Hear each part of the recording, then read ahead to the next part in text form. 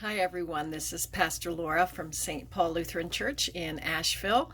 We post a story twice a week on Tuesdays and Thursdays. This week in July, we're having Christmas in July. I thought about this earlier in the summer and I've been looking forward to just the right week. So today's book and Thursday's book will be based on our beautiful Christmas story about how Jesus came to be God with us as he was born in a manger. So today's book is Probity Jones and the Fear Not Angel, and that's by Walter Wangerin. Let's get to it. Here's the cover to our book, and as we can see, the author is Walter Wangerin Jr., and it is illustrated by Tim Ladwig. Now, the special thing for me about this book is that it is signed by the author. And we stood at his table and asked him to sign our book, and we told him it was Jesse's book. Jesse was a baby at the time, and so he put in his way of being humorous, "This is Jesse's book," and then signed his name. So, way back in 1996. All right. Beautiful illustrations, a lot of print in this book. You'll want to maybe, if you are a young person, you might want to have something to be fiddling with your hands. We've suggested this in the past, maybe be building or coloring or using Play-Doh or something at the time while we listen to this story. And then take time to look at the pictures, but they will be there a long time. Now let's get going. The whole family was getting dressed to go out. Everyone except Probity. Probity Jones was sick. Her mother had told her she was too sick to leave the apartment tonight. "I'm sorry, child," her mother had said. "You're burning with fever and it's colder than 0 outside." "Oh, Mama, I got to go," Probity begged, trying to sit up. "I've been planning this for weeks. I memorized all the words. I can say them perfectly. Please, Mama, please let me go with you." Then her mother heaved a sorrowful sigh. It was the kind of sigh that always made Probity feel bad. Her mother was worn out from working, worn out from taking care of her 4 children alone, worn out from being forever and ever poor. How could Probity argue with such a sigh? "Baby," her mother said, "when I lost your daddy to sickness, I promised God I'd never lose another soul. I'm keeping the family whole, and you are staying home tonight." So that was final.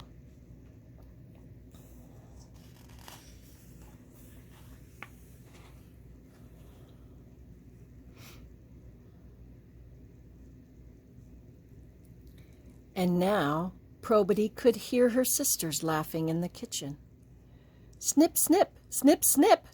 That was Elfrida. "Snip the tinfoil, make a star, and cover it over with glitter." Probity lay on the sofa in the front room. It was dark outside. Probity was watching the white moon through the window. It shined on the snowy tops of the evergreen trees, but it moved all alone in heaven. Probity thought, "The moon is as lonely as I am." Just then her little brother started to yell, "Where's my bathrobe? Who stole my bathrobe? I can't go without my bathrobe, you know." Elfrida said, "Go ask Probity. Girls who lose expensive coats are liable to steal bathrobes, too."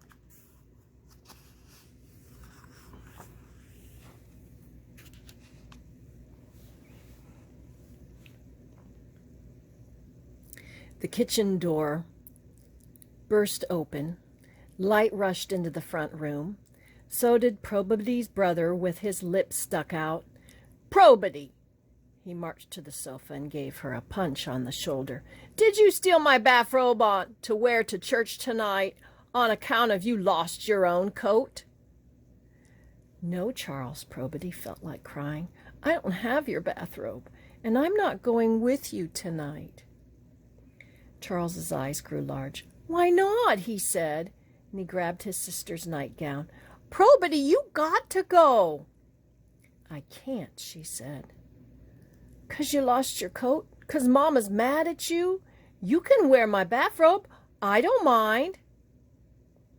"No, Charles, it's because I'm sick." Her little brother got tears in his eyes. "But I'm scared without you, Probe," he said. "You and me were supposed to say the words together. How can I say the words without you?" Probity touched his cheek and said, "Say them now." And Charles frowned and he said, "Let us go." And he paused and frowned harder. "Let us go now. Let us go." And then he wailed, "Oh, Probity, I don't know it. I can't say it without you." "Shh," said Probity. "Listen to me. Let us now go even unto Bethlehem." But Charles only howled louder and tried to pull his sister off the sofa. "I need you, Probe. I really need you." Then their mother came into the room with a wrinkled cotton bathrobe. "Baby brother, you gonna lay me in my grave," she sighed. "Take this and dress your sorry self. Hurry. We leave in 2 minutes."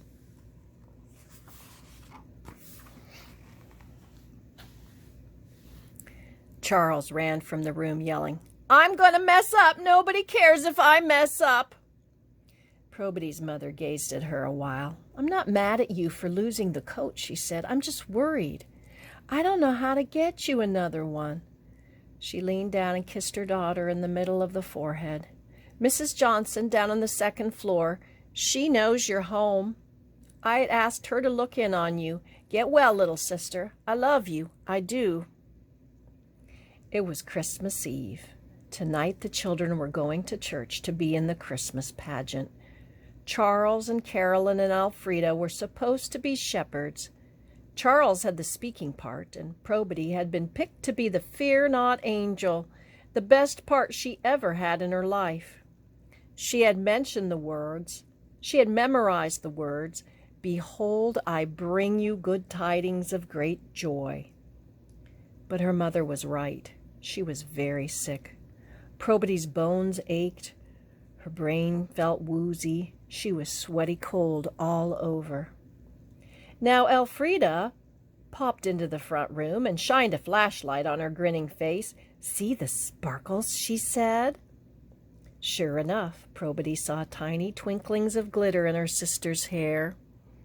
Elfrida waved a stick that had a tinfoil star at the end of it, also covered with glitter. "My invention," she said. "This is the star the wise men follow to Bethlehem. Everyone says it's a good thing you messed up, Probe. I'll make a better angel than you. I know how to dress pretty, and I don't lose my clothes. Bye."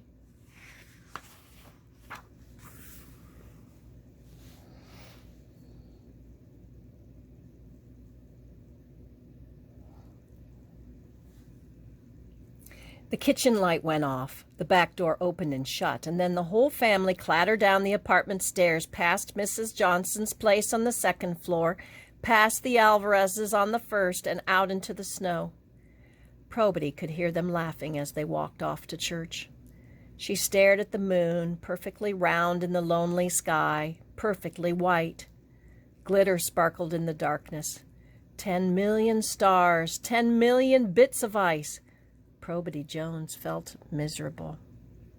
She began to shiver. No matter how many blankets covered her, she felt as if she were outside without a coat. And that is, of course, exactly what had happened to her yesterday. School had let out early for the Christmas holidays, and Probity Jones was walking home through a dangerous neighborhood. She should not have gone alone, and she should surely not have been wearing her new coat. She had spent the whole morning showing it off to everyone in school, and at 12 noon it started to snow. Then 3 boys began to follow her, so Probity made her feet go faster. "Wait, wait," the boys hollered. "We just want to talk." Probity clenched her school bag and ran as fast as she could. They ran too, smooth as athletes, laughing and calling, "Give it up, girl. We the marathon men. Ain't no one can escape from us."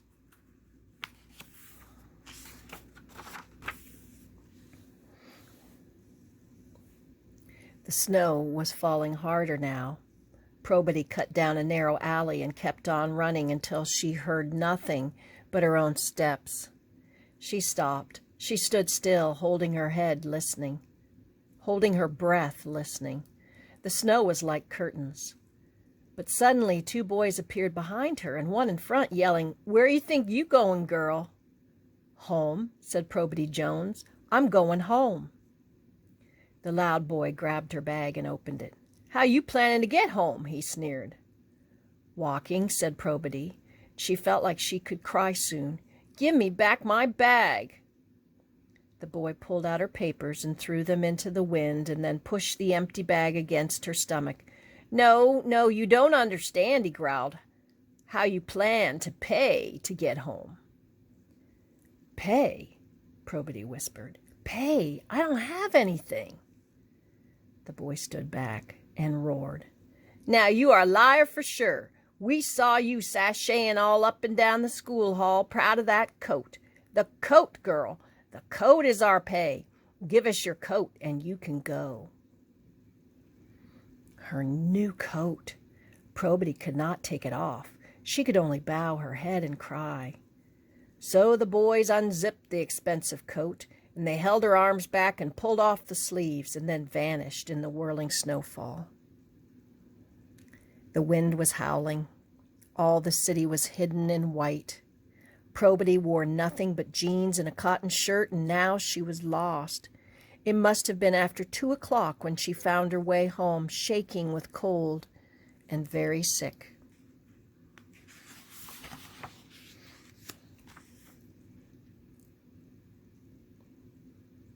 Knock, knock.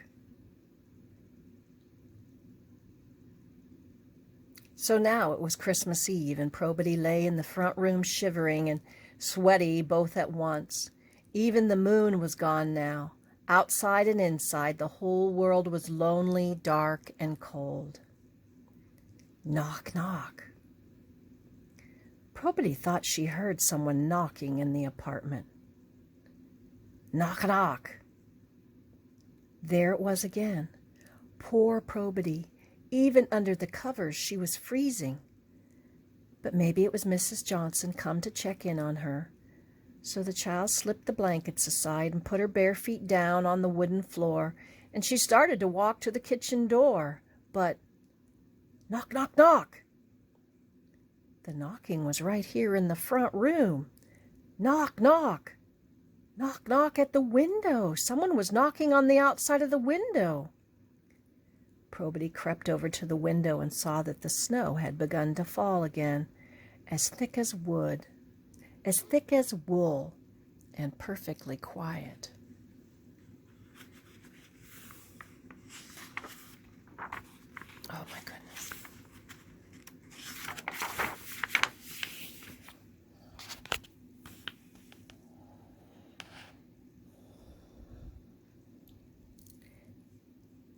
But then, in the midst of the snow, she saw something else.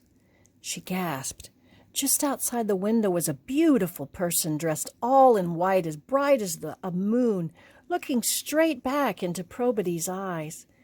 This person smiled and then opened the window on the tip of her fingers and said, "Come, Probity Jones, it's time to go." Probity could only stare. "Go where?" she whispered. The person outside was as tall as the night. She had wings wider than the dawn, with feathers more silent than snow. Her robes were silken, and over her shoulders she wore a shawl of the softest cashmere. She bent down and kissed Probity in the center of her forehead. "Why, to the Christmas pageant, of course," she said.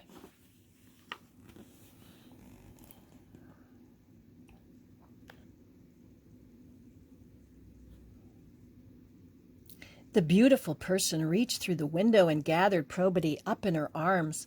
She breathed on the child from her head to her toes, and Probity grew warm. The thick snow surrounded them, and the apartment building was swallowed up, and it seemed that they were flying. Yes, yes! They soared so high in the night that the city and all the falling snow went down below them. They ascended to the pathways of the moon, where the night is kind and 10 million stars are the sizes of children, and everyone was flying eastward, eastward.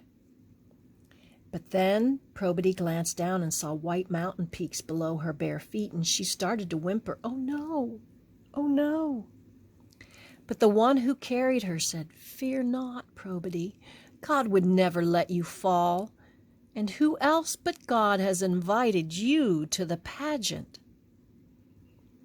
They crossed a sea as deep as dreaming, and then they began to descend over another country, a dark one, a land where the only light was fires, campfires, cook fires, torches.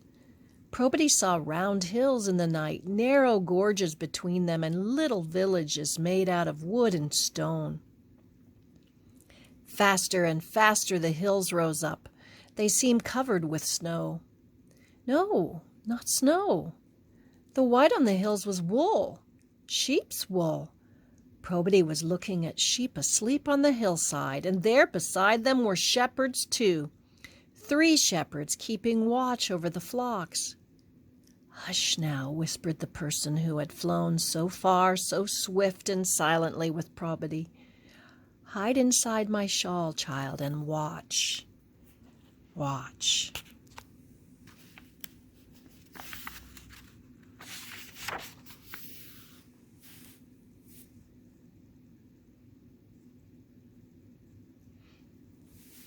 There's the shepherds. Looks like somebody we know. Lower they sailed to the shepherds on wings as wide as the wind.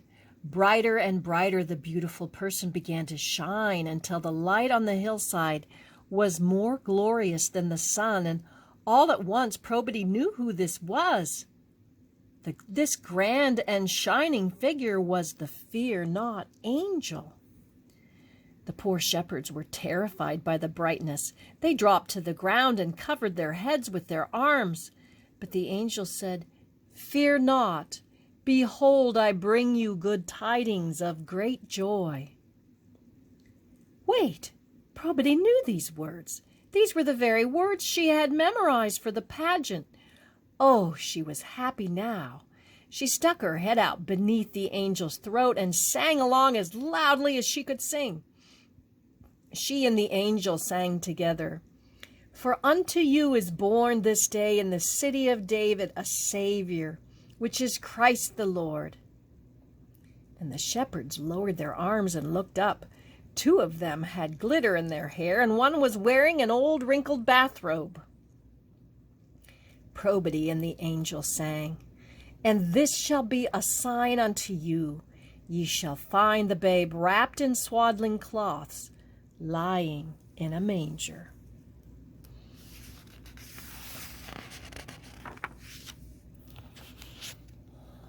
That is a beautiful scene there. And then here's this.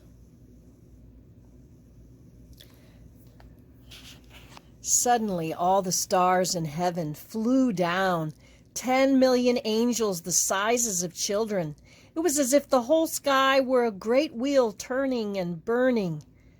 The angels circled the hills in the night, and the shepherds singing, "Glory to God in the highest, and peace to the people with whom he is pleased." And the shepherds leaped up and raised their hands, worshiping God.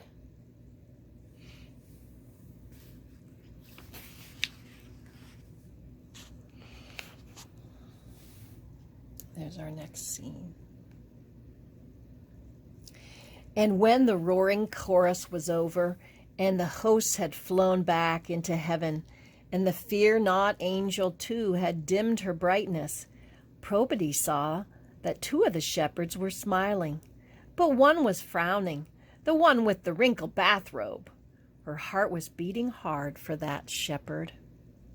He coughed. He rubbed his forehead. He muttered, "Let us now go even."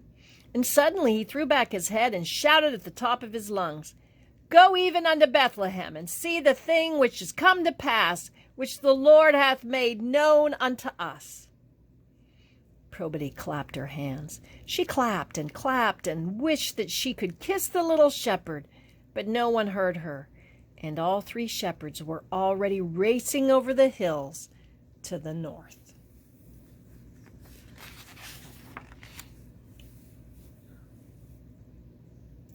Once more the fear-not angel rose up, carrying Probity still in her shawl of cashmere, and they flew north until they stopped above a little village directly over a little stable. It started to snow, a light fall of sparkling snow. Probity saw the shepherds rushing through the village to the stable below, and there they bent down and crept in through a low door. A lantern was burning inside. And then she noticed 3 men coming from the opposite direction, big men, strange and strong. They were pointing up at Probity as if she had something important for them. And immediately Probity knew what they needed. They needed a holy light to show them where the baby king was. These were the wise men searching for Christ the Lord. So Probity whispered in the ear of the fear-not angel, "Please, can we go down some? And can I shine like you for a while?" The fear-not angel descended through the snow, then set Probity upon the air right above the door of the stable. "Probity Jones, I'm going to miss you," said the angel. She removed the fine white shawl of cashmere and wrapped it around the child. "This shall be your shining," she said. "This shall be your light." And the angel vanished in thick snow, leaving Probity and her shawl shining as bright as any star. So the wise men were able to see through the blizzard. They followed Probity's radiance until they came to the door of the stable. "That's the one," they said, "the star we followed from the east." Then the wise men, too, like the shepherds, bowed their heads and entered the stable to worship the king. And now it was Probity's turn.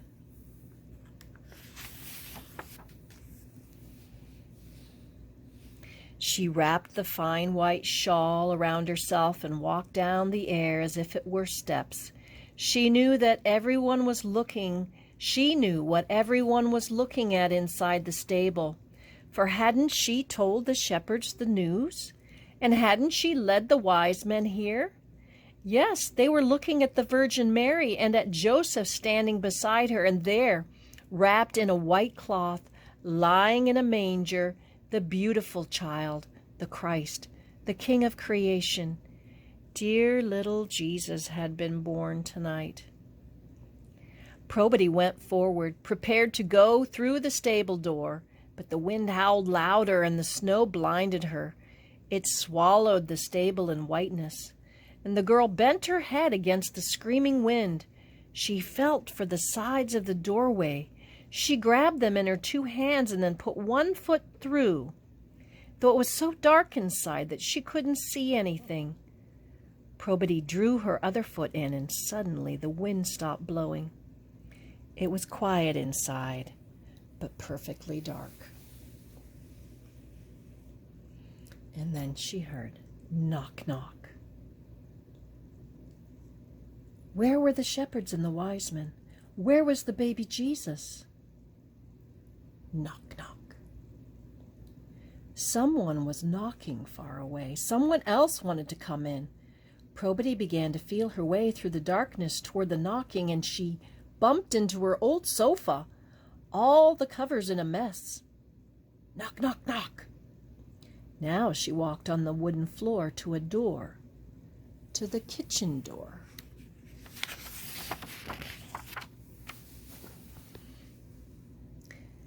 Probity, Probity. That was her little brother Charlie's voice.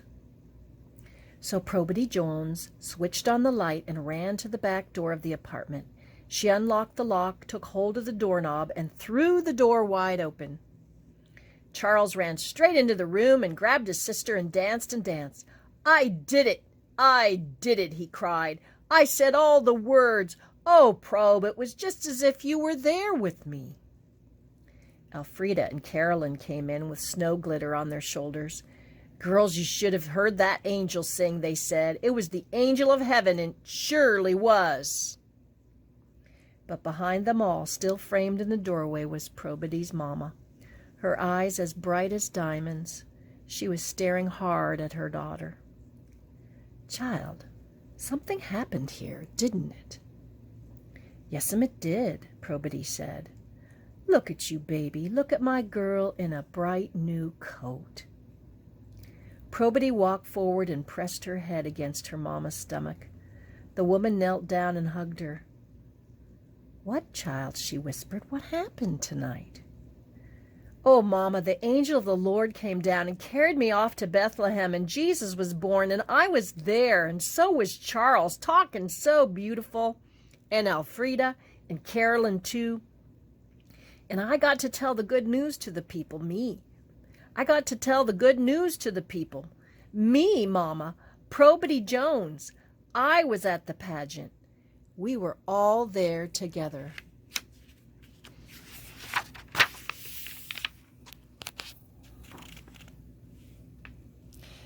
Probity wrapped the shining shawl around her mama and herself. "And this came from the Fear Not angel," she said. "Oh, Mama, the angel gave me a piece of herself to keep forever and forevermore."